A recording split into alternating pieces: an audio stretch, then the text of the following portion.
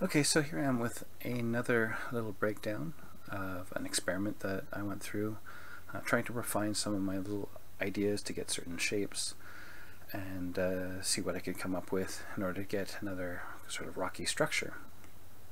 So a couple things I can still improve upon on here, maybe a few steps that I might be able to refine, but it's a continuing process. So I'm going to drag you through my thought process on this one to make the different portions as I was thinking my way through it. So starting off, I started off with a gradient, and one of the things with the gradient, of course, turning off sawtooth so it didn't repeat again and again. I wanted a really steep kind of cliff, but I want this back end. And if I go ahead and take something like a constant and transform it, I can take those and add them together, and I get something like that. And it doesn't need to be perfect. I'm going to be converting this anyways. Just want something to give me that sort of rough shape. Now the goal here is to make a sort of rocky pattern, a chunky kind of idea. So this is a process of layering different shapes on different shapes that are chunky in nature, and then eventually blending them in with some smoother shapes until again I get a nice mixture between them. So I'm starting with one scale of cells and another scale of cells. Both of them are relatively chaotic, so there's a lot of breakup between them, and when I combine them together I get that extra complexity. I'm going to take those and I'm going to apply a little bit of a blur to that to soften the shape. This is where the soft shape comes in, and then I combine it back with that. So it gives me some angles that are smooth blended with some angles that are sharp. That's good enough to take to landform, which is then going to break everything up and sort of melt everything a little bit. And then by adding it back to itself yet again, I'm getting a bunch more complication to it. So lots of, soft shapes and harsh shapes. So you notice each one of these combines up to this point. Outside of this, of course, which is green, has been just a regular blend, and occasionally I adjust the ratio to see how much of each I want. In this case I wanted a very small amount of the smaller pieces and mainly the bigger pieces. There's just a little bit of offset to that, whereas this is completely 50-50 and this is also 50-50. So now I want to stick some bigger angles in there, some more sharp shapes that are going to be different from the flat shapes. Because not everything should be flat. So fold is really good for giving you lots of different angles, and of course I go back and combine that in, but in this case I'm going with min, and I'm not using full amount. When I use the full amount I could see the distinct pattern between the two of them, whereas taking this down just a little bit, I'm at around 62%, and you can decide the amount for yourself. It gives me a blend that's not so separated. Everything kind of mixes together, so I get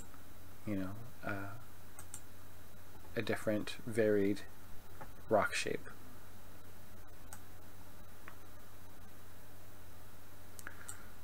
So that's pretty good. I'm going to go forward a little bit more, and we're going to go with erosion.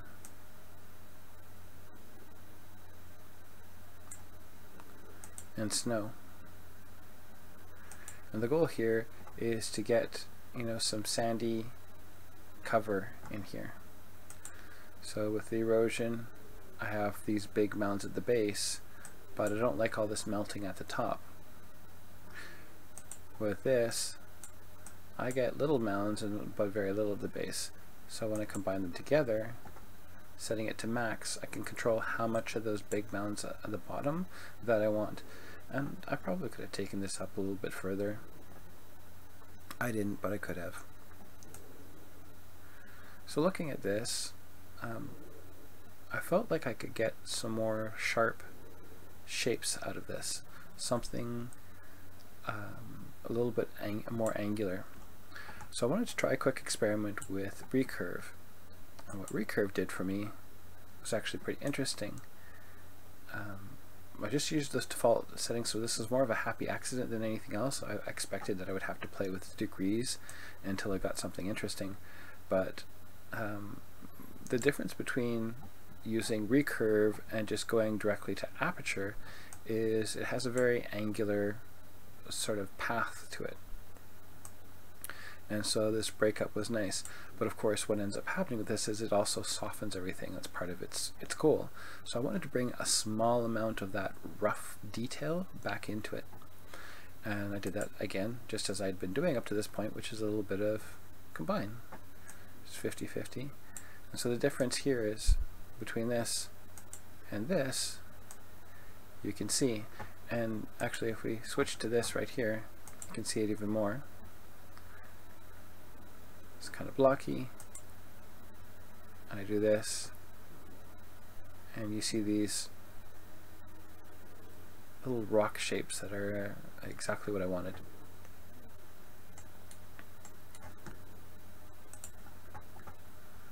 So for masking purposes, I extracted the two versions here. With this, this is all my sediment stuff.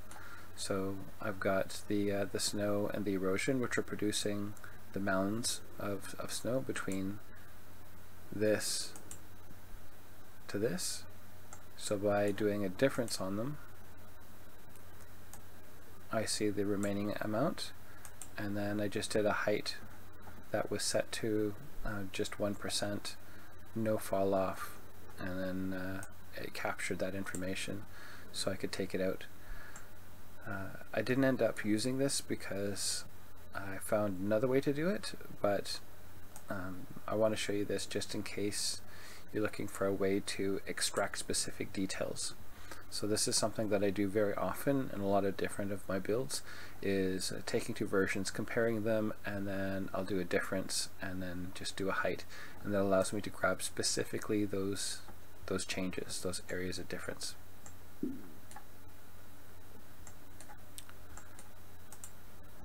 So back to this. So looking at this, I had two issues with it. I wanted to add more detail, but the things that I wanted to do is I wanted to add, you know, a little bit of maybe sand or dirt or something like that, maybe some rocky structures up here. I also wanted to continue this outwards where I had some bits of rock here as well, things that, you know, when this crumbles and falls down, it falls into this area and little pieces of rock will be left over. I also wanted to give more texture to the sand, something that would be, you know, the evidence of people walking past the beach or something. So for that sand texture, I went with Voronoi, taking the scale all the way up on both sets, and then taking my influence right down so that they're really short. Applying some recurve to give some wind direction, then blurring that out to get rid of some of the excess detail, and then aperture to bring back the sharpness. So you can see the difference between this, and that gives me that nice sort of choppy sand texture. Taking that and combining it in, we can see that carrying throughout.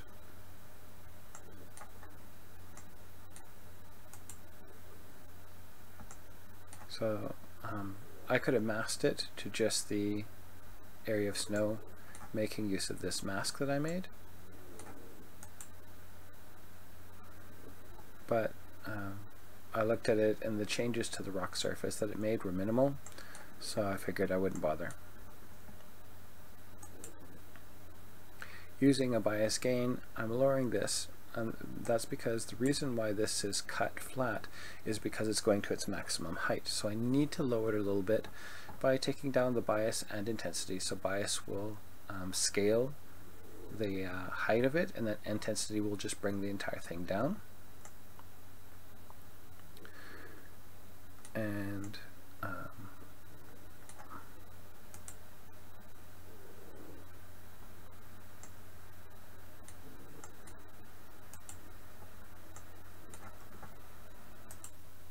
okay, so I don't want to jump down to there yet. That has to do with the rocks that I'm adding here. So I'm going to start with the rocks that I wanted to add. So again, Voronoi is a good choice for sort of rocky structures. I have Vold that I've applied to this to get more detail into them. And then what I want to do is I want to take this and bring it back to this sort of chunky mode, so blending together just as I've done with these other ones, and you get something that's in between which looks fairly rocky, but everything's all together. It's this huge combination of things. So I thought I want to be able to separate these into individual kind of boulders, little rough rock shapes. So one way that I could segment them was, of course, going to cells here based on some of the different heights. I did add a little bit extra chaos to it just to vary it a bit more, and I'm going to get different sizes of chunks. So I took the scale fairly up. Doing an auto level on that, of course, is going to really push the differences between them. And then by blurring it, I get these sort of chunks. But I still wanted a little bit more breakup there, something that would help me integrate it. I didn't want the thing to feel like it was melting, really. So I thought if I add another smaller cells to this, and then combine it back in, just as I did previously, I would have that sort of roughness. But I still don't want, this sharp, chunky aspect coming through. So I applied a very mild blur to it, so not a very strong blur at all. By using that and combining these two together, I was able to get these individual breakups. So all these little mounds that I can use. Of course, I wanted to have them sort of buried in the sand, and so I went ahead and added this to just a default gradient, no changes, and that gave me some variation. So these ones are going to be vanished. Really what I'm getting is these bits over here. So I had to lift them up just a little bit more than what was there, and I'm going to take them and impress them there. So it's set to max, set to 100%, and this bias gain is actually being used to lift them up just as much as I needed in order for them to come through. Using these two versions, so this and this, again I'm getting a difference and a height, once again to isolate those particular pieces.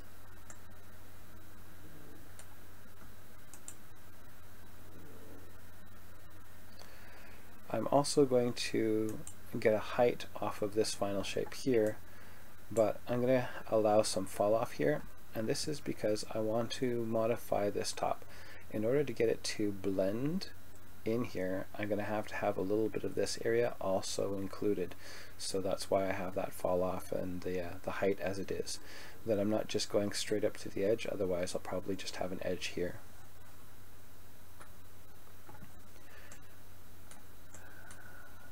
So going with what I had of this rocky surface, I went ahead and did an erosion to that, which makes it look very much like mountains. I mean, there are rocky structures, but there's sort of a mountains aspect to that.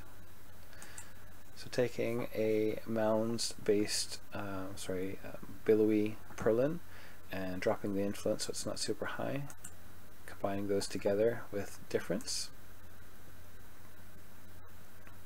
I got to bring in some of those rocky structures, both smooth and sharp, so there's a blend in there. And then I wanted to cover that with sandy sort of soil. So I just figured doing snow would give me the snow in there, but in addition to that, it would also give me the mask. And this is one of the differences between other sediment versions here, is that snow, when it applies it, will give you a mask for that. So I took that mask and applied a mild blur, and I'm using that to bring that ripply sand texture in. So the one that I made before, this one over here. So it adds that into the top portion as well.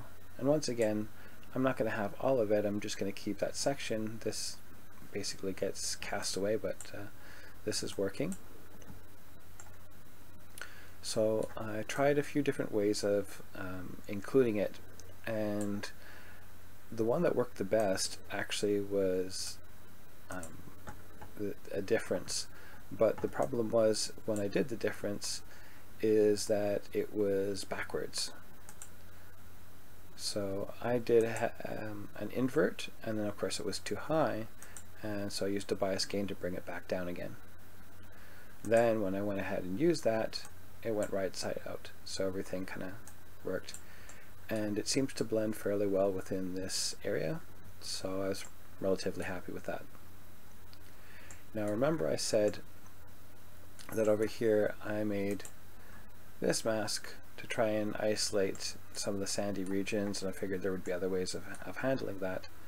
Well, it turns out just going ahead and doing a snow to this along with a slope gave me most of that anyways. I got the edges of some of these rocks and over here, and that was fine. And then what I could do is, of course, delete the extra bits over top of these rocks with that other one that I had done. So you notice I'm going to portals here. I'm doing this as part of my process to separate texture out, so that it's a different part of the whole combination. So I get a curvature, and then I pipe that out. And I got a surfacer, and again I pipe that out. And of course there's this little section here for the rocks that gets out as well. And that's what I'm going to use to subtract from this other one.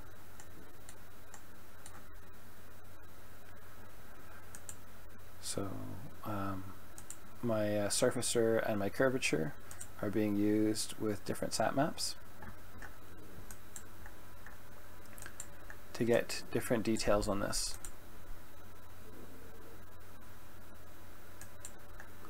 Now when I applied this one directly, which was just the curvature map, working with this in particular, it almost looked like it was pretty complete to begin with. I mean, there's a couple of things that I could probably stand to eliminate in one way or another, but I was quite impressed with what it would look like with just one node, so that was cool. I combined them together, of course, to blend those different rocky variations, and then combine them together again, but with a mask, in order to mask out the sandy region. So this is the area where it doesn't look so great. I think maybe instead of merging back into this one, I would merge back into a different color for the sand. Maybe even do something that will give me a little bit of a blend of maybe wet sand in here. Would be kind of neat to do that. So you can do that with a gamma. You can go and apply a gamma to this, and dropping the gamma value will make it look a little bit damp. So that would be something that I could try. But so far it looks okay, and that's just coming off of this combine where I went ahead and did a subtract of those rock shapes that I mentioned. So they were white before. I used them to subtract it by plugging them into the bottom portion, and then the rest of that is coming from that snow node that gave me the mask for pretty much everything. So there it is. That is the sandy rock structure. So hopefully you enjoyed this breakdown. Got my dog snoring underneath me here. And I'll see you in the next video.